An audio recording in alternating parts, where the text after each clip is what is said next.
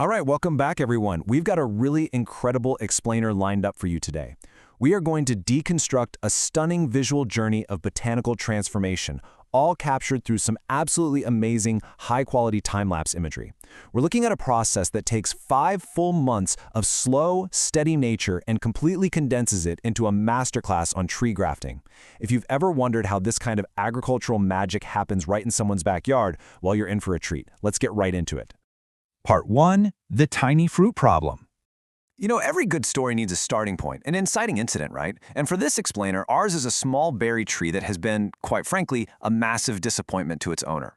Despite having this super healthy, robust root system, it only produces these tiny, underwhelming little fruits. But instead of just cutting their losses, giving up, and ripping the tree right out of the ground, the grower went with a much bolder goal. They decided to give this disappointing tree a massive upgrade. The plan? To grab 2 small branches from a neighbor's superior, high-yielding tree and physically merge them into this underperforming plant so they actually grow together as one single tree. The contrast here is just wild. On one hand, you have the original tree's tiny, disappointing yield, and on the other, the neighbor's highly desired, absolutely perfect fruit. So the goal of grafting isn't just to make the tree look a little different, it's to entirely hijack the tree's fruit-producing genetics while still utilizing its existing, really strong foundation. It's brilliant, really. Part 2. The Art of Grafting. So this process is essentially natural surgery. You're merging 2 distinct living organisms together to create a total hybrid powerhouse. And to understand how this works, we first need to define a crucial term, the scion. Looking at the incredibly detailed animations of this process from our source, a scion is simply a small branch taken from the donor tree. You know, the neighbor's tree that already produces that amazing fruit. The grower prepares the scion by carefully making a precise cut with the grafting knife and shortening the branch so it's left with just 2 or 3 buds. Those few little buds, they are literally the future of this massive upgrade. Now, the absolutely crucial point is what happens next inside the plant's anatomy. The beautiful high-quality animations in the source highlight something called the cambium. The cambium is this microscopic, actively dividing cell layer just under the bark. When the grower inserts the scion into the cut on the original tree, which is called the rootstock, the cambium layers of both plants absolutely must line up perfectly. Seriously, think of them as matching puzzle pieces. If these layers don't touch and fuse, the graft will fail, period. There's zero margin for error here. Okay, so once you've got those cambium layers perfectly aligned, the area needs immediate protection. It's a 3-step process. First, cut and align. Second, the grower applies a clay seal. Now, while it's not strictly mandatory, this clay helps seal the graft and completely blocks out the air, which vastly improves the chances of success. Finally, they apply 2 firm layers of tape. This fully seals the surgical wound against insects, rainwater, and air, basically preventing those carefully prepared scions from drying out before they even have a chance to heal. Part 3. 65 days later. With the easiest part out of the way, we enter what is arguably the hardest phase of any botanical project, the waiting game. You literally just have to wait and see. But fast-forwarding to day 65, the high-quality photos reveal a definitive result. The grafting process was a success. But it wasn't a flawless victory. See, the grower attached 2 scions initially, but only one of them successfully fused with the rootstock. The other one completely failed and died off.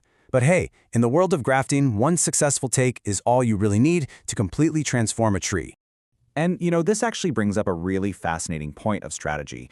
The source notes that even if both scions had successfully taken, one of them would have eventually had to be removed anyway. Otherwise, the branches would just end up competing with each other for resources.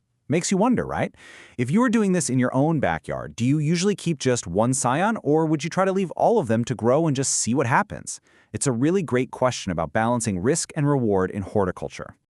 Part 4. Managing explosive growth. Stepping forward another 3 weeks, and guys, the graft isn't just surviving, it is absolutely thriving. But with explosive growth comes the need for some essential post-grafting care. First off, that protective tape from earlier, it's now actually stopping the successful scion from expanding, so it has to be really carefully removed. Next, the dead wood from the failed scion is cut away, and the wound is meticulously cleaned with a knife so the tree can heal over it faster. Because heavy rain is on the forecast, the grower reseals the fresh wound slightly, just to keep the water out. And finally, to protect this precious new growth from accidental breakage, they build this sturdy little wooden frame right around it. And this perfectly illustrates the true power of grafting. I mean, the sheer size of this new foliage is insane.